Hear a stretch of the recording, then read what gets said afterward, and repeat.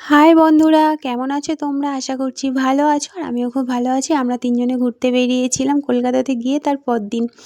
এইটা দেখছো, এটা হচ্ছে পাটুলি ঝিল পার্ক। দেখো মন্দিরটা পুরো দক্ষিণেশ্বরের মন্দিরের মতো বানিয়েছে আর এখানে সবাই শুটিং করতেও আসে। জায়গাটা খুব সুন্দর আর রাত্রেবেলা তো আরও সুন্দর লাগে।